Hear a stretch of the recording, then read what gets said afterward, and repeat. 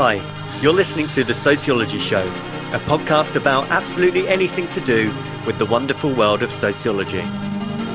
Whether you're a teacher, a lecturer, a student, or just taking a passing interest, this podcast will look at a range of issues from social class, ethnicity, gender, sexuality, religion, crime, education, and anything else that sociology has to offer. My name is Matthew Wilkin, and each episode I will speak to someone working in the field of sociology and let them explain all about their own interests, their research, and their experiences. So, put your earphones in, turn the volume up, and let's be sociology geeks together, eh? Hello and welcome to The Sociology Show. The Sociology Show podcast is brought to you in association with Tutor2U Sociology, the exam performance specialist for A-level and GCSE sociology students and teachers. And so you can visit their website, which is tutor2u.net/sociology. And there you can pick up revision guides, flashcards, revision videos, and everything else that you need for your A-level or GCSE sociology studies. And so on to this episode, and I'm delighted to welcome our guest, Dr Rachel Allison. Rachel, thank you very much for joining me. Thanks so much for having me. And particularly thank you because of the time difference. It's my afternoon, but it's quite early in the morning for you.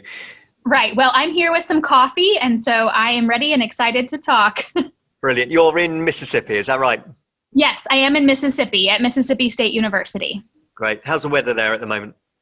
You know, it is. It's still pretty nice. We're having some spring weather right now with a little rain, but it's usually quite hot here. So it's surprisingly cool at the moment, so I will appreciate it while it's here. That's good. Your surprisingly cool compared to my surprisingly cool in Britain is probably slightly different, but there we go. So Rachel, tell us a little bit about who you are, what you do. Sure. So I am an associate professor here in the sociology department, and I'm also an affiliate of gender studies. And so broadly, I am a sports sociologist with a focus on gender and sexualities. I study mostly women's sport, particularly women's soccer, or as many of your listeners would think about it, women's football. Although I've kind of branched out a little bit and am now looking beyond women's football to consider some kind of broader patterns of attitudes and experiences among adults. And most of my research has been in the U.S. context. But recently I have started to look at fandom in women's football across national contexts. So I've been working collaboratively with a scholar in the UK to kind of compare some of the experiences of women's football fans in the US and UK. Excellent. And I should ask you before we get stuck in, who's your team in America, and do you have a football team in England that you follow as well? I follow the Women's Super League in England, just the entire league. I watch as much of it as I can based on time differences often. I don't have a specific team. I am just really impressed by the quality of the league as a whole. In the US, I do have a team. I've been a longtime follower and supporter of the Chicago Red Stars. That was kind of the team I got introduced to, kind of my entree into the world of women's professional football here in the US. And even though I'm not in Chicago anymore, that is still my team. I still wear their jersey and hope to see them go all the way every season. Great. Could I make us a couple of suggestions for you? So my team, Brighton, have a women's team in the Super League. As you know, they're doing pretty well. Right. So if you wanted to adopt a team, and then also quite close to me, about 10 miles away from where I live, is a team called Lewis.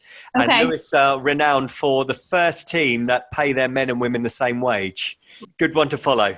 That's a good reason to support. You know, I once, when I was doing some research, this was maybe 10 years ago now, I had someone, kind of a high-ranking manager for both men's and women's professional football here in the U.S., agree to interview with me, but only if I came and met him at a soccer bar very early in the morning to watch Fulham, the men's side. Yeah. And I had to declare myself a brand new Fulham fan. And so in order to get the interview, I did that. So I suppose perhaps I'm also a fan of there. Well, Fulham are a very, very lovely team in a really nice part of London, very nice family club. Sadly, they've just been relegated. But, you know, that's the way sport goes sometimes, right? Very much so. And Rachel, I also wanted to ask you, because I don't know how much of this perception is true, but we're often told in England that in America, soccer is really popular with girls and perhaps more popular with girls than it is at boys at a younger age. Mm-hmm. And how popular is it in terms of a sport amongst young girls? Yeah, that perception is truly accurate in terms of the numbers here, and but that's relatively new. And so that's probably happened within my lifetime, beginning probably in the 80s and 90s, where you really start to see participation rates among girls skyrocket here. And a lot of it is, about the cultural positioning of the sport, and you can certainly contrast that with its position in the UK, where it's really a dominant center sport, particularly among boys and men. And that hasn't really been true in the US historically, not to the same extent. And so there's, it hasn't had that same reputation. It hasn't been quite as exclusionary historically. And so it is very popular among girls and young women, certainly as popular as it is among boys. And one really important study looking at women's football at the collegiate level in the US found that between the 70s to about 2010 or so, football for women was the fastest growing collegiate sport, and it far outstripped, boys and men's football at that level as well. So yes, it is incredibly popular. It's a very common sport for young children, both boys and girls, to start playing from a very young age. And there's a lot of opportunity for young women in the sport at all levels. And away from playing the sport, what about attendances? What are you seeing in terms of patterns and trends with attendance, both in the men and women's game? I know COVID aside, but pre-COVID times, how are attendances looking? Right. Of course, that's, that not been possible for most of the last year. But what we've seen, at least in women's elite football, so the first ever fully professional league for women in the U.S. started in 2001.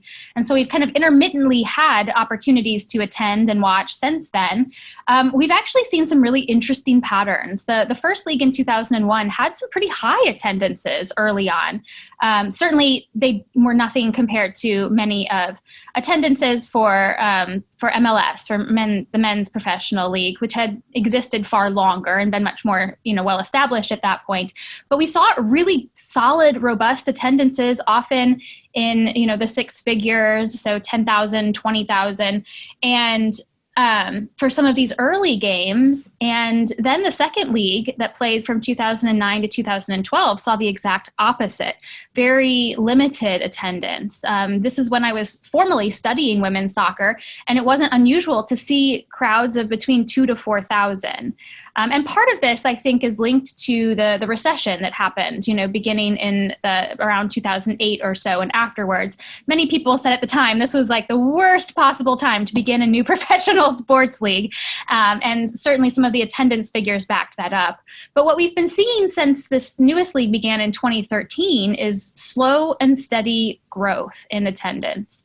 Certainly there's one team, the Portland Thorns, that has seen really high attendance, that has really led the league in attendance, is easily back to that kind of six-figure mark, is sometimes getting more fans attending in person than many men's games.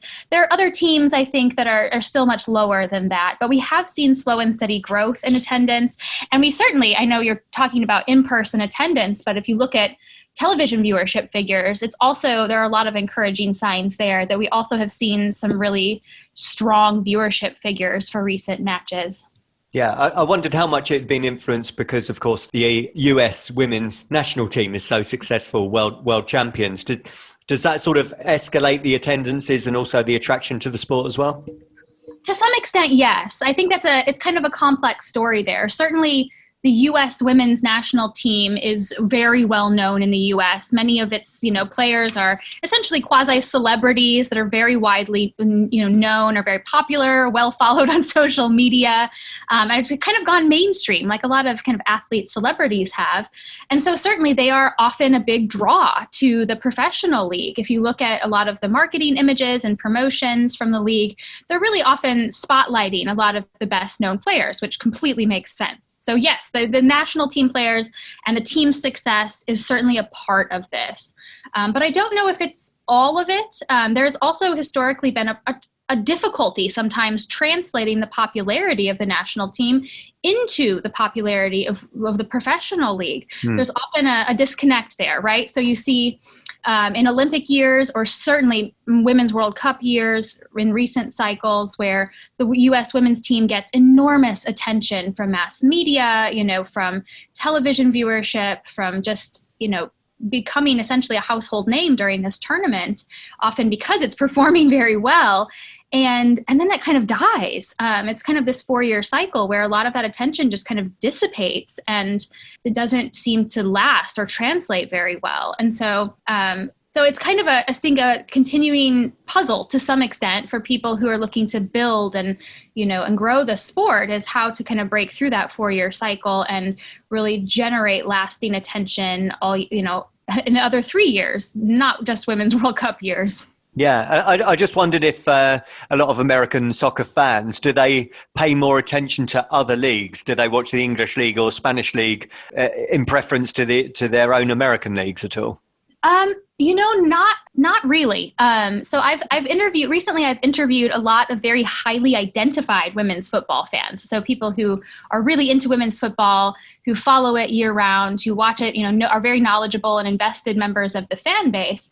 And some of them are certainly familiar with other leagues and they watch other leagues. I think a lot of people right now are watching the Women's Super League and are really interested in what's happening in that league in particular, because it's so interesting and such high quality of play. And of course, there's been some movement of players, from between those leagues and the U.S. But in general, no. I haven't found that U.S. women's football fans are just really invested in the sport in general. They're much more likely to remain focused on U.S. football rather than football in a more global sense. But recently with my collaborative work, also looking at UK fans, we found something a little different, that for a lot of UK fans, their fandom often starts with men's football. And it's often when a men's football team has added a women's side that their fandom kind of expands to include the women's game as well. And again, I think those differences in the cultural positioning of the sport and how it's been organized historically are really important. Yeah, because I was going to ask you about the fans, who the main sort of bulk of fans actually go. I follow the Brighton men's football team and I have attended some of the women's games as well. And it does seem to have a different feel to it. The women play on a Sunday. It has a much more sort of friendly family feel to it. I just wondered if there are different fans being attracted, or is it the same fan that's going to watch the men's game and then the women's game as well? No, I don't think that it is. I think from what we know in the research, a lot of the women's football fan base, and part of this is who they're marketing to as well. It's not just like these are the people that are most interested. It's also how women's football has thought about who they want their consumers to be. Yeah. But it certainly is a lot more children, and particularly girls. But it is certainly a lot more children and a lot more women. I know that women are a large proportion of the fan base for men's football. That's certainly that's been true for quite some time now. But I do think that there's some suggestion that the women's football fan base is predominantly female. And what I found is that both in the US and UK, what a lot of fans really appreciate about women's football as a fan is that it's somewhat different, that the atmosphere and environment at games is different, that it is essentially perceived oftentimes to be a little safer environment, to be more family friendly, to be characterized by less, drunkenness or rowdiness. And it's a much more inclusive, at least in perception, a much more inclusive environment for women, for children, and also for sexual minorities. So for gay, lesbian, bisexual fans as well than men's football. And so this difference, I think, is something that many fans appreciate about the women's game. Yeah, I certainly have felt that by going to the women's game, that there is a different feel to it, certainly. Yes. So, Rachel, let's move on to, we've been talking about your research on soccer, and you are author of a book called Kicking Centre, is that right? Do you want to tell us a little bit more about that? Yeah, sure. So that book came out in 2018, but it's based on research that I did in 2011 and 2012. So about 10 years ago now, more or less.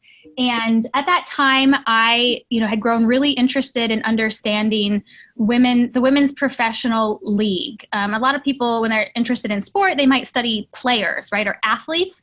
But I was really interested in more of an organizational perspective, thinking about how a previous women's professional football league had existed for 3 years and then folded very quickly, almost so quickly that many people didn't know it existed at all.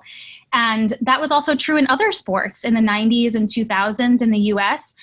We had professional leagues in women's softball and volleyball, in other sports, women's basketball, that kind of came and went very quickly. And it was a really big challenge to kind of create this lasting, stable women's professional league. And so I kind of wanted to understand some of those challenges, what was really going on, and how people whose jobs it were to build and sell women's football were tackling these challenges. But I kind of decided at the time that really the best way to understand it was to get inside, because a lot of these challenges weren't really being discussed openly in the public sphere, and certainly not in mainstream media, because there was almost no mainstream media coverage of this or any other women's leagues at the time. And so I spent a little over a year working as a kind of a staff member for a women's professional team. And so I got to kind of experience its operations from the inside, and got to interview a lot of people, not only in this team, but in all of the teams that existed in the league at that time, also players, corporate sponsors, journalists who covered women's soccer, and so on. So I tried to get the broadest possible picture of what was going on with this league and some of the challenges that it faced. And so that's kind of what became the book by 2018. And there's a lot of interesting things that I found. I think the primary finding in terms of its challenges was just this persistent idea that I refer to as gender essentialism, this idea that women and men are just fundamentally different, and that translates into women's inferiority as athletes compared to men.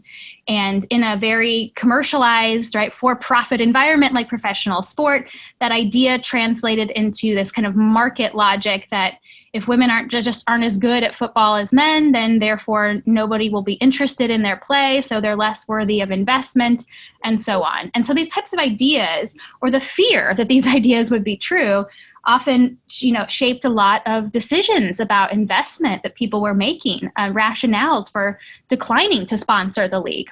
This idea, this kind of circular logic that it wasn't worthy of investment, so we won't invest. But of course, we also know, and we're seeing a lot of evidence now, when you do invest, surprisingly, growth becomes possible. Yeah, where was the reluctance coming from? Do you mean from the teams to set up a women's team, or from sponsors, or from everywhere, basically?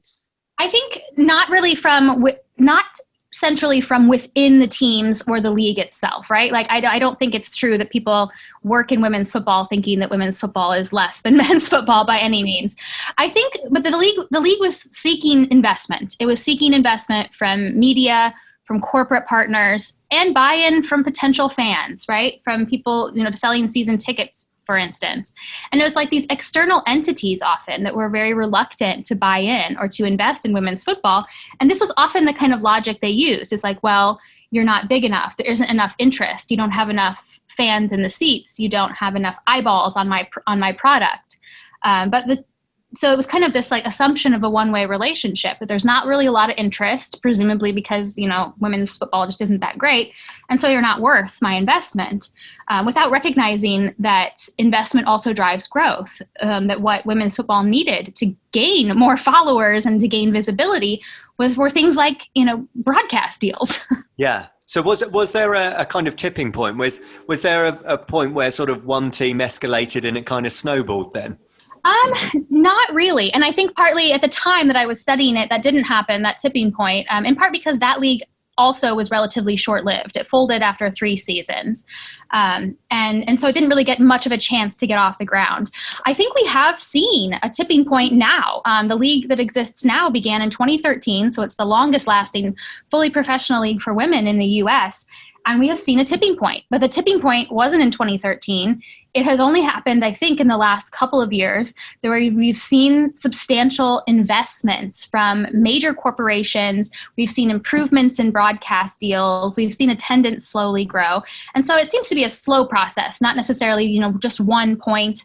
And I don't know if it's necessarily been one team per se, although certainly you can look at the Portland Thorns. They have just had runaway successes in a lot of areas from almost the very beginning. So you could do a great case study of that team in particular and how they've been able to be so successful. Yeah, I did wonder about that because in Europe, Lyon, the team there is or was sort of streets ahead. And it just shows you that investment breeds more popularity and it will keep on growing. It's kind of a catch-22 situation, isn't it? Right. It's very much a catch-22 situation. And I'm really glad to see more evidence now that that investment is driving growth, because one of the biggest barriers historically to becoming fans has been awareness for women's football. And is just because historically there's been so little mainstream media coverage. And that's even still true to a large extent today. Many people don't even know that there is a league to become interested in the first place.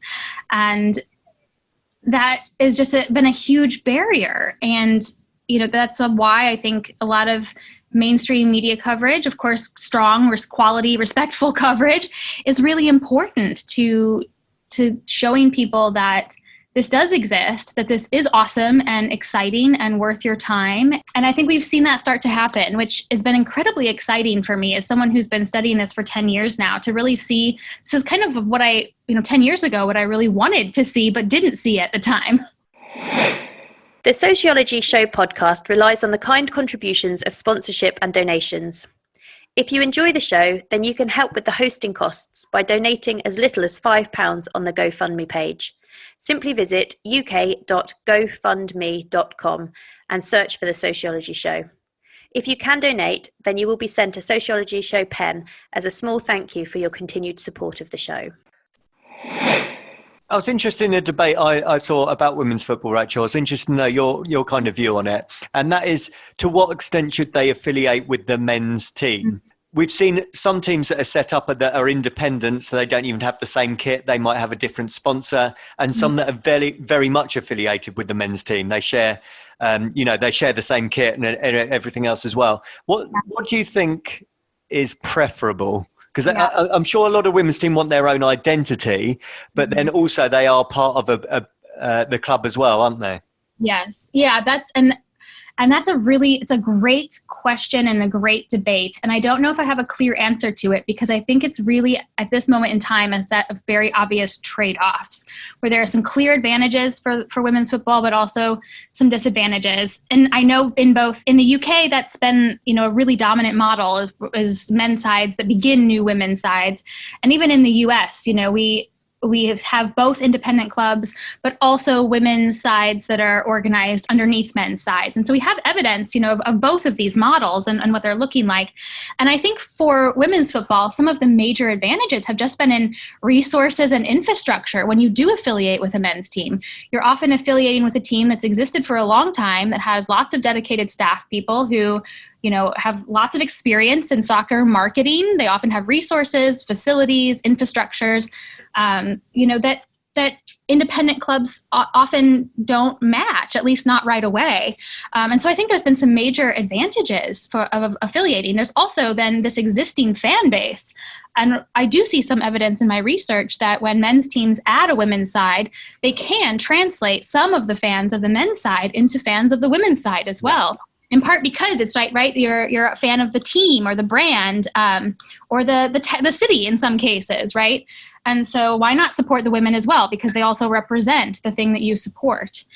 So I think there's been a lot of advantages, and there are also some downsides. I think there's some research evidence that sometimes when a men's team adds a women's team, they kind of treat it like a secondary team or a little sister team. They don't necessarily give it equal prominence on their website, for instance. They don't market it as much or in the same ways on their social media accounts as they do the men's side. That they give the women's side, access to the facilities, but at less dominant times, or times when you're much less likely to get strong fan attendance. And so that I think can be a problem, right? Kind of recreating the inferiority of women's football rather than truly treating it as an equal component of the larger team. So I think if you could address that, if you could, have men's and women's sides under a same kind of umbrella, but truly treat them as equals, then I think that would be a really intriguing model. Yeah, I did read, and apologies if some of my facts aren't quite correct on this, but I did read last year, Liverpool, the men's team, won the Premier League, and at the same time, their women's team got relegated, and apparently Liverpool, the men's team, spent more on fireworks and celebrations than was injected into the whole of the women's team throughout the calendar year.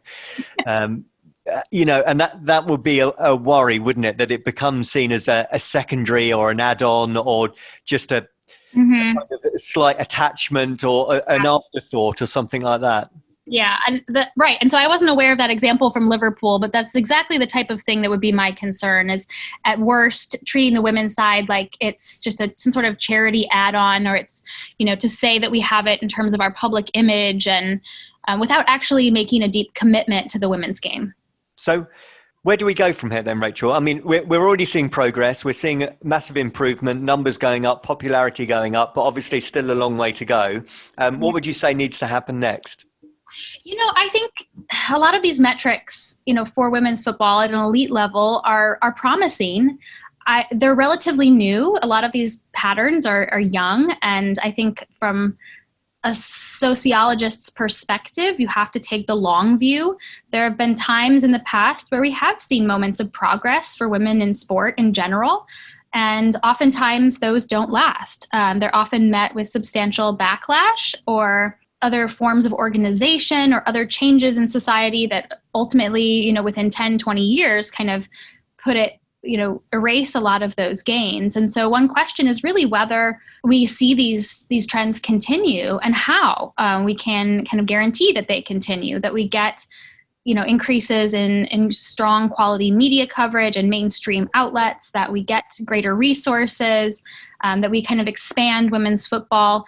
And at the same time, I think we also need to ask other questions about football beyond just the kind of elite commercialized level, because obviously football is so much bigger than that, than just the professional level. We have to think about things like the entire, pipeline of and player experience from the youth level to the adult recreational level, and think about other questions like access and equity. Who is able to participate? Who is participating? What are some of the barriers to really to making football experience a positive in people's lives and not negative?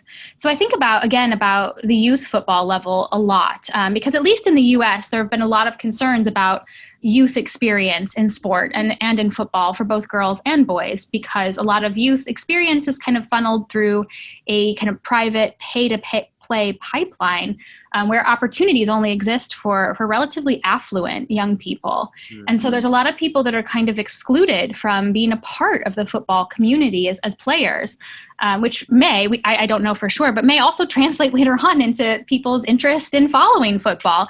And so I think we need to think just about larger questions, particularly connecting aspects of the pipeline from kind of youth to young adults to more elite levels as well.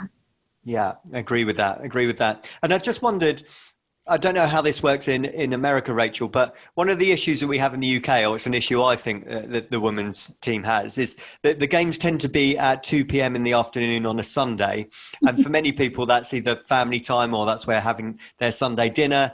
The game is often on at the same time as a big game in the Premier League, the men's game as well. And it seems to me that they're sort of cutting off a large percentage of their market by doing that anyway. Mm-hmm. I don't know if that's similar in terms of the timing of the games in America. And I just wondered if there could be some better, more suitable marketing in terms of when the games are actually played to attract a bigger audience. Yes, absolutely. That has been a problem intermittently in the US as well. It's just scheduling. And some of that, to some extent is a little bit out of some of the teams or even the league's hands. They're often using facilities, for instance, that may be controlled externally to the league, or where you're having to balance the needs of multiple teams. And so, scheduling, I'm sure, is a very tricky thing for people whose job it is to do this. But yes, I mean, from a marketing perspective, you need to understand who your fans are, who is coming to the games, who are interested, and what do the rest of their lives look like. Scheduling is really important. If you have lots of kids coming to the game, you need to think about when is not going to conflict with other things like family time or even like bedtimes, right? We've had some pretty late games sometimes. Yes. And for the Women's World Cup, there were a lot of children, of course. And in 2019 in France, where I went to a lot of games, fortunately, and there were some really late games, and you could really see a difference in who was there with the 9 p.m. games in France. There were very few children versus the games during the day, where you'd see a lot more families with young kids. So that's an important consideration for marketers. Yeah, I can't remember which team it was in the UK. It could have been Manchester City. I could be wrong there, but they tried an experiment with a back-to-back game where the women's game was either just before the men's game or just after the men's game, and the fans are invited to both. I just thought that's fantastic. You've already got a captive audience there. Yeah, and I like to see that. And I like to see the back-to-back games where they also do it multiple times but rotate. Yeah. So sometimes the women's is first, sometimes the women's is second, and so on. That's that's definitely a really interesting model. You're already there. You're already, pumped up and into football. So yeah, I would like to see that. We don't have a lot of those back-to-back games right now in the US League. Thank you, Rachel. And you said that your work now, you're working on something else beyond your work on soccer. Do you want to tell us a little bit more about your other research?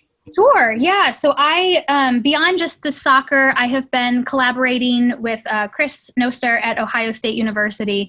He did a large-scale survey of U.S. adults in 2018-19 called the National Sport and Society Survey. And so this wasn't necessarily specific to those who played or followed. It's just a general sample of U.S. adults. But most of the questions in this survey touched on various aspects of experience, playing, following sport, engagement in physical activity and health, and even family relationships. So, for instance, parents' involvement in their kids' sporting activities and so on. And so it's a really valuable data, set of data to look at issues related to sports involvement among U.S. adults more generally. And so as a gender and sexuality scholar, that's kind of the angle that I was taking with some of our analyses that we're working on now. And so we've been working on issues related to, right now, a lot of attitude measures and experience measures. So we recently published a series of papers that were looking specifically at women fans, often compared to men fans, but also gay, lesbian, bisexual fans, and compared to heterosexual fans in a lot of their estimates of sport and the sport climate. And despite the fact that we've seen a lot of positive change in a lot of sport environments for women and LGBTQ fans, we still did find evidence from a recent sample in the US that both women and LGBTQ fans rate the sports environment as less inclusive and less welcoming. And as a result, they're somewhat less involved as sport fans. We've also been looking at women's sport fans and more recently just fans of women's sport, right? Sometimes it's easy to get confused between those. Yeah. But most recently, we're doing a paper on fans of women's sport. So those who are consuming women's sport. And we're looking not only at how much people consume women's sport in the US, but also many of the predictors. So who? And there's often a lot of market research within particular leagues looking at their own fan bases. This is a really valuable analysis because it's a sample of just US adults in general. So it's saying essentially if you take a snapshot of the US population, how much women's sport are they watching and who's really doing the watching? A bit of a strange question. Are fans of a lot of women's sports fans in general, or are they more specific to just women's sports? I hope I've worded that correctly. Yes, and I wanted to know that as well. And in my interviews with Women's World Cup fans, so fans in the US and UK who went to the Women's World Cup, it's kind of an even divide. And I'm talking about adults. So lots of people felt like they grew up in families that watched sport or followed a particular sport. But in terms of their adult attachments, I would say it's pretty even divide between adults who are really committed women's football fans, and that's about it. Like, that is their sport, that's their team, and that's what they have time for in their lives, versus people who are kind of more omnivorous in their sports followings, where they're just a big sports fan in general, and they're a really big fan of women's football, in large part because the U.S. team has done so well and it gets a lot of attention. So that team is really easy to follow. And I don't know if this is the same in America, but I've seen quite a few studies in the UK which shows that a lot of girls sort of fall out of love or interest in sport around their teenage years. And that's not just playing it, but also spectating and watching it as well. Firstly, I wondered if that's similar in the US. And secondly, if you had any ideas why that happens. Yeah, it's exactly the same in the US. I think the studies I've seen have suggested that around the early teen years, so from around 14 or so, is if girls are going to fall out of sport, especially participation, that's when it happens. That's where you really see kind of larger gender gaps in participation rates.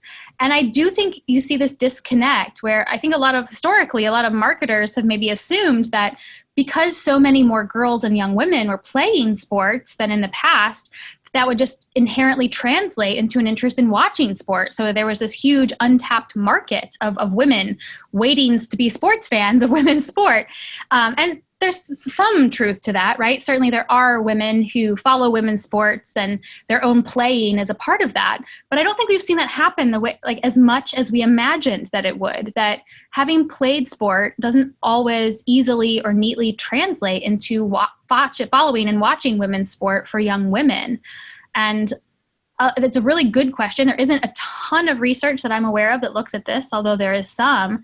And I think a lot of the reason why, at least in the US context, is just, again, about the persistent kind of cultural meanings that we associate to sport and this role that sport often plays and following sport plays in adult men's lives. That sport is often a way that men connect to other men and kind of establish their friendships and their relationships, and at the same time often kind of maintain themselves as successfully masculine in their lives, even if they no longer can or have time to play sports. But sport doesn't play the same role in women's lives as adults. And it's not a central way that women connect or bond to other people in their lives. That's interesting you say that, because I was just thinking my biggest social circle of friends is through the football, going to watch the football.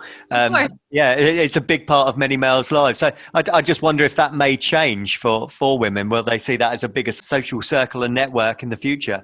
Yeah, and they might.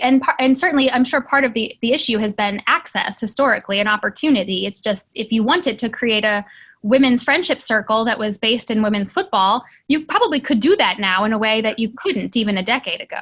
Yeah, agreed. Rachel, thank you very, very much for your time today. I always ask people before we finish just to give out their details. So if you wanted to let people know about your Twitter account or where they can find out more about your work.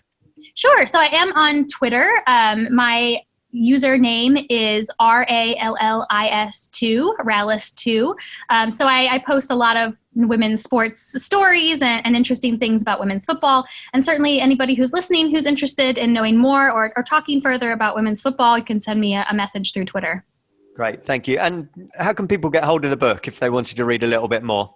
Yeah, so the book is called Kicking Center, Gender and the Organization of Women's Professional Soccer. It's available through most major online bookstores. So even, outside of the US, you can find it on Amazon, or I think the Barnes & Noble website, even probably on eBay or some resale sites now, since it's been a year or two since it was published. Brilliant. Well, thank you so much for your time today, Rachel. And as I said, if I've managed to convince you to follow either Brighton or Lewis, it's, in terms of the women's football team, that would be great to get someone else on board. Right. I promise to give them another look. Great. Thank you very much for your time today, Rachel. Thank you. The Sociology Show podcast relies on the kind contributions of sponsorship and donations. If you enjoy the show, then you can help with the hosting costs by donating as little as £5 on the GoFundMe page. Simply visit uk.gofundme.com and search for The Sociology Show. If you can donate, then you will be sent a Sociology Show pen as a small thank you for your continued support of the show. Thank you for taking the time to listen to the podcast. If you would like to contact the show or be interviewed, then please email the sociologyshowpodcast@gmail.com.